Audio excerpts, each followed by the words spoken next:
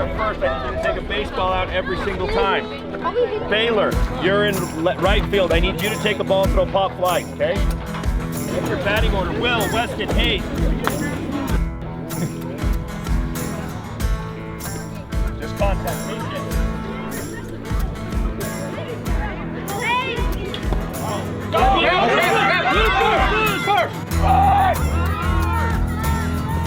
Stand up, stand up, stand up. I'm a little obsessed with baseball.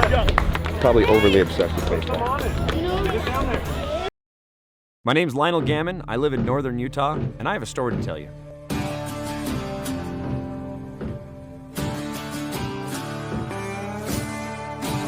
Last season on Barnyard Bike, you came with me on my epic journey as I found my grandfather's 1988 Harley Davidson Softail that had been long since forgotten and left in the barn. Put it back together. We stripped it all the way down and worked with the industry's greatest builders and manufacturers to put this bike back. Well, I'm glutton for punishment and I'm doing it again.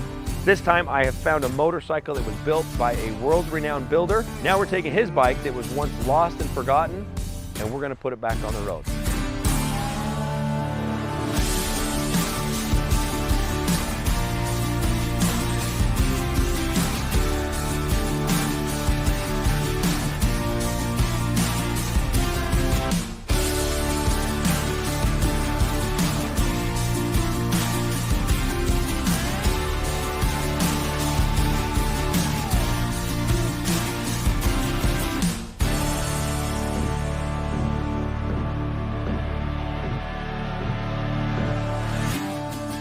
So join me as I take the adventure of my life, building a motorcycle and raising my 3 boys to become men.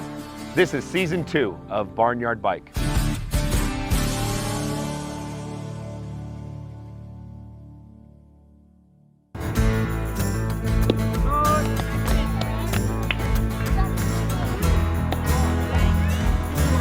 a break. Take a breath. Right to the club. Don't aim anymore. Just 2! Oh my. Nice shot, Jackson.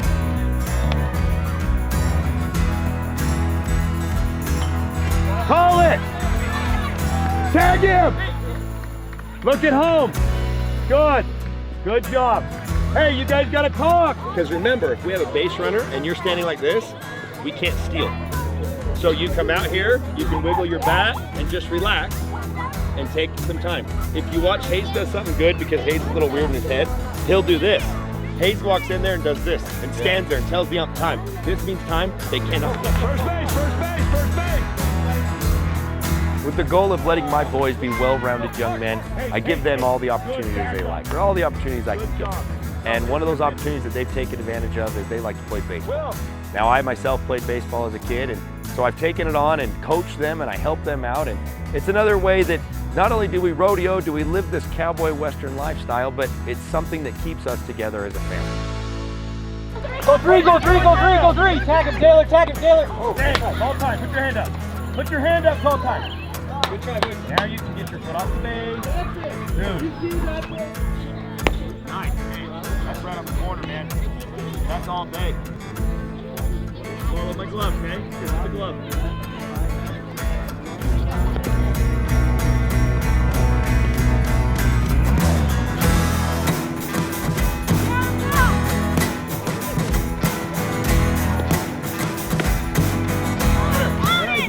No out, okay? Base is loaded, we need contact.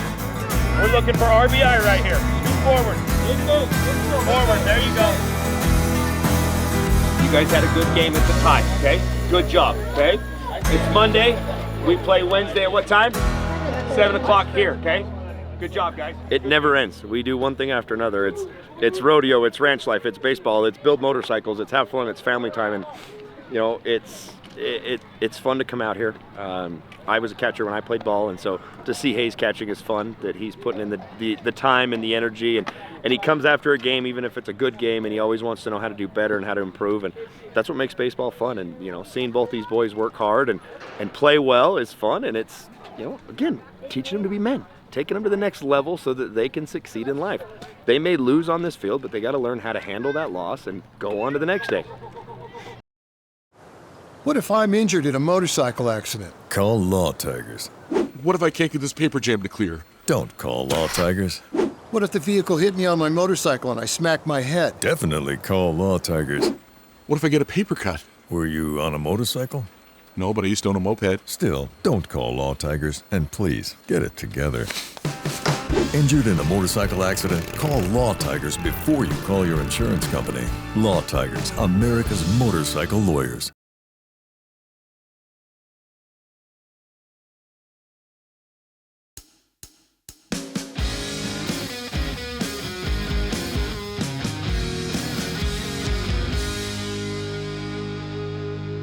So I'm making my way to the airport, taking off and headed to Fresno, California. I've got to go see Rick Bray. And the reason is, Rick has no idea that I found and bought King Solomon. And as I've been going through it and trying to work on this bike, there was no tins. There was no fender, there was no gas tank, no oil tank, nothing. Well, a few days ago I got a little surprise in the mail, and a package shows up, and it is actually all of the tins with a little handwritten note. Sorry, man, I forgot. I was gonna keep these. You need to have them. And it was the original guy I bought the bike from. So he had the tins, was keeping them for himself. I don't know why, lost them, who cares, but I've got them. And as I look at them, they've got to go back to Rick. There is a sentimental value behind this bike. I don't truly know what it is or why it is, but I just feel like I want to tell Rick about the bike. I can't call him. I need to tell him in person. And I'm going to show up with a little peace offering, a little gift. I'm going to give him back the tins of King Solomon, but there's a problem. Now I don't have tins for King Solomon. So I'm going to try to dangle a carrot and maybe give him a little bit of a incentive of, hey, you get to keep these original tins if you remake tins for me to fit this bike. So headed to Salt Lake International, really on a quick trip, and going to go out there, drop these off to him, and then come back, and hopefully we'll get some things done with him.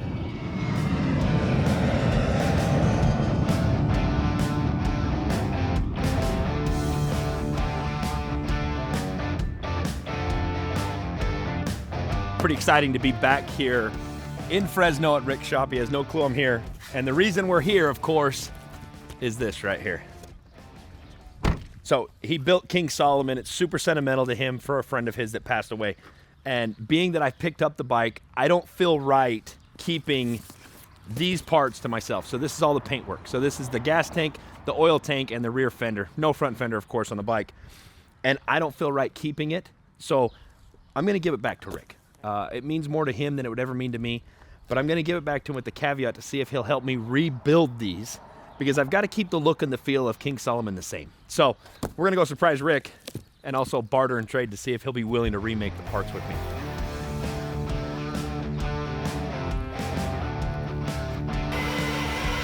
He doesn't even know I'm here.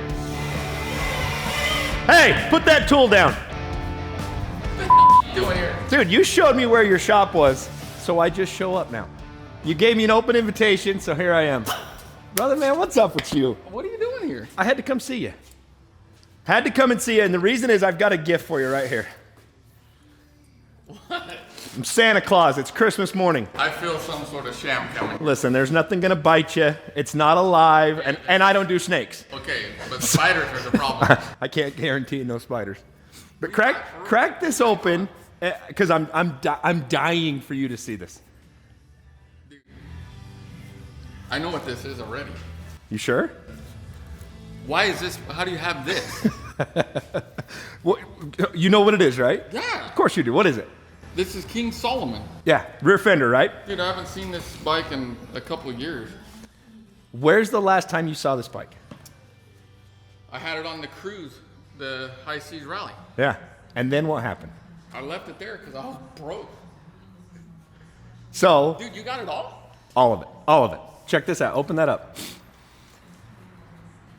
You got to be kidding me. No. Right? Did you take it apart? No. I'll tell you this story here. So, whoever you sold it to clearly didn't appreciate what it was and started into it. Dude, do you realize the story behind this bike? No, and that's why I've got to know all this, because I know there's something there.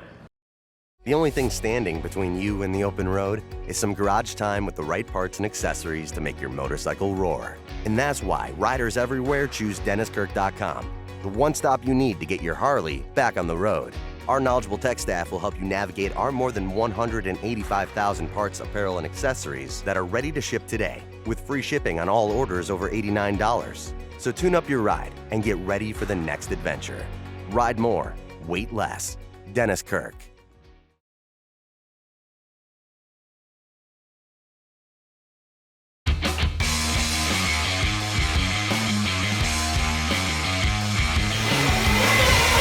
Hey, put that tool down. Brother, man, what's up with you? What are you doing here? Had to come and see you, and the reason is I've got a gift for you right here. I'm dying for you to see this. Dude, do you realize the story behind this bike? No, and that's why I've got to know all this, because I know there's something there. I got to share the story of this thing. I built a bike for my buddy that passed away, Colby Solomon. He was a great friend of mine. We lost him over some fluke deal. And I built a bike in his name, and it did really well, won a big show. It won everywhere we went. I lost it in a fire. My painter friend, his shop caught on fire, and I always display my stuff there. And I lost the bike in that fire. So when this came about, this show, it's kind of like build 2.0 for Colby, you know. Everything I do, motorcycle wise, race car wise, anything that I could do to represent him, I do. It's weird stuff. Like the name of this is King Solomon. His last name is Solomon. The first bike was Solomon Special. But it's odd. I'm a weirdo about numbers. His number was 9. So like the frame, the neck angle's 39 degrees. There's 9 bolts here, or, you know, just stuff like that. So to see this thing again and be a part of it again is really cool. I didn't really want to sell this bike, but I had to. I was in between stuff, and you know, life happens. I needed some money. I just happened to be in Florida getting off the boat, and a guy wanted me to leave it in Florida, so there it was. I haven't seen it since. So it was a pretty big surprise for Lionel to bring this thing. I can't. I don't know how he found it, to be honest with you. I'm glad he did. Me and Lionel are pretty tight, and for him to have it is way cool. And obviously for him to bring me back in, it's awesome. I'm hoping we keep it to its true name, you know. Keep my buddy's name on it would be great. I don't know, these things like this mean a lot. Like people have these stories here and there, but this is for real. Everything I do, anything I do has something to do with him. Like there's something hidden in everything I do for Colby. So this is fantastic. Like I can't. I'm kind of in awe still here, but it's gonna be cool to share all this with you guys too. Like this is a great story.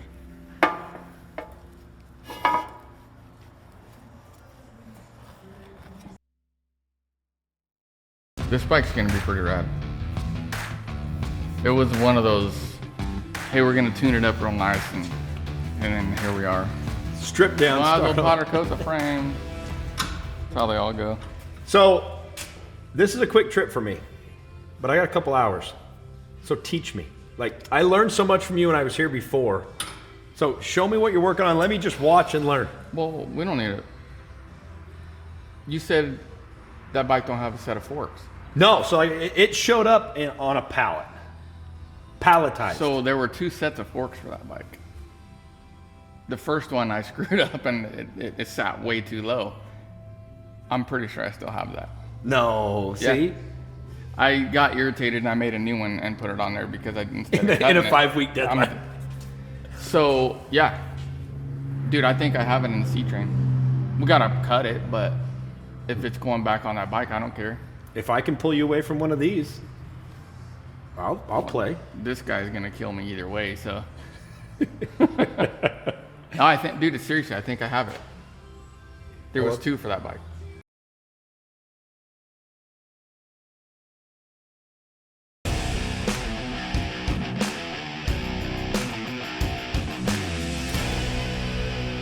You said that bike don't have a set of forks. No, so it showed up on a pallet. Palletized. So there were 2 sets of forks for that bike. The first one I screwed up and it sat way too low. I'm pretty sure I still have that. No, see? Yeah. I got irritated and I made a new one and put it on there because I instead of in a cutting 5-week deadline. So yeah, dude, I think I have it in the C-train. We gotta cut it, but if it's going back on that bike, I don't care. If I can pull you away from one of these, I'll play. This guy's gonna kill me either way, so. No, I think, dude, seriously, I think I have it. There was 2 for that bike. No, let's look. Let's lead the way, man. We're going to the hidden treasures. Well, see, I've learned enough of everyone in the motorcycle world. And you say hidden treasures, that legit is there's going to be like a diamond in the rough in there that no one's seen. I mean, this is the Rat Pack and hoarder stuff that you're like, oh yeah, I'll use this 20 years later. That bird just me. He got hit. Dude, I have never seen that in my life. Anywho, did I get the ricochet? So yeah, look, dude, there's all kinds of goodies.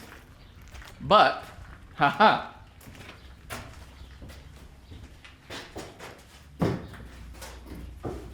Gonna have to replate it. That son of a right there. It's basically an identical to what I sold it with. This one's just off. But we can modify it. And it's off because it's long. Is that what you said? It's weird. The bike sat too low. Okay. But that's because the rear legs are too long. I had to think about that for a second. But there's a couple of ways we could do it. It's an easy fix. I just didn't want to replate it. I was just irritated. That whole thing. Dude, build a bike in 5 weeks and you'll understand. You want to kill everything and everybody. So it's just easier to start over. But I kept it, not knowing it was going to happen to this, but I figured I'd use it eventually. Oh, yeah. This is the perfect thing ever. So, yeah. How long you got? When Rick built King Solomon, he actually built 2 front ends. The front end, the original front end didn't work. He didn't like it. It was too stretched out. And he actually hung it in his storage. And so I go in and tell him I bought King Solomon and said, I don't have a front end. And he literally digs in his container and pulls out a front end that is the original King Solomon that never hit the road. I was thinking we could shorten the back leg, but I think, now that I'm looking at it, we're gonna lengthen the front legs and put a sleeve to match that. Done. Let's do it. It won't take nothing.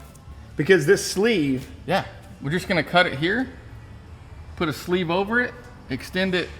Dude, 3/4 of an inch is more than enough. Really? Yeah, that's how springers are just 3/4 of an inch here. It's like triple here, your ratio. Oh, okay. So it raises the tire a mile. So cut it, extend it, replate it. Done. Run to the show. It'll be easy. Where's the saw? Not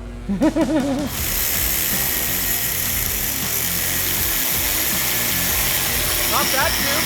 Shut up. Hit that, grind it. Yeah, you don't want to do that though. The reason being is it'll rust when you clean it. Let's just start over. Pull the front sleeves off. We're gonna machine them a little more.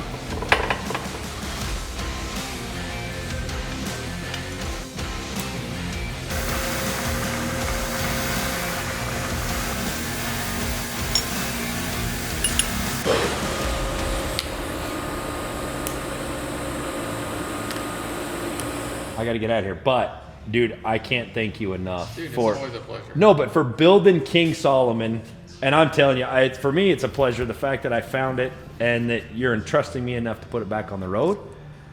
But don't go far from your phone. I figured that was coming. Oh, dude, seriously. Because Just looking at the pile of the mess. That's accept. No, that's accept. Okay.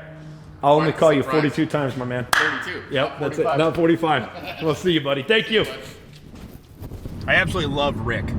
The fact that I can pop into his shop, surprise him like that, bring him the tins, to see him get a little emotional about this bike, about what it means, for me to actually hear the full true story of King Solomon from him is absolutely amazing. And not to mention the fact that he's gonna rebuild the tins for me, but then he had the original front end.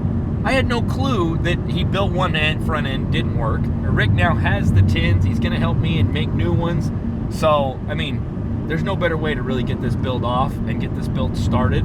Of course, I'm gonna need Rick's help. And that's not always the easiest thing when you live a couple thousand miles away from each other. And I'm probably gonna have to call him. He's not gonna like it, but I'm gonna need some help. Well, in Rick's fashion, late, he stopped me before I headed to the airport, said I had to stay another day because he had something really special for us.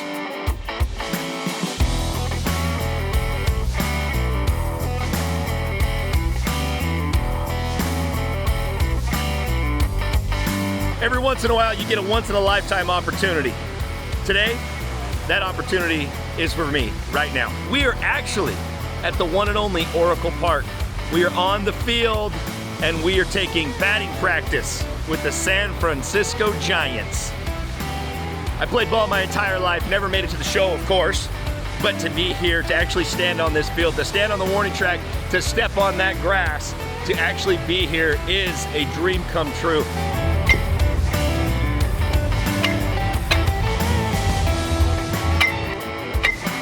Atta baby. Made contact with all of them. Oh no!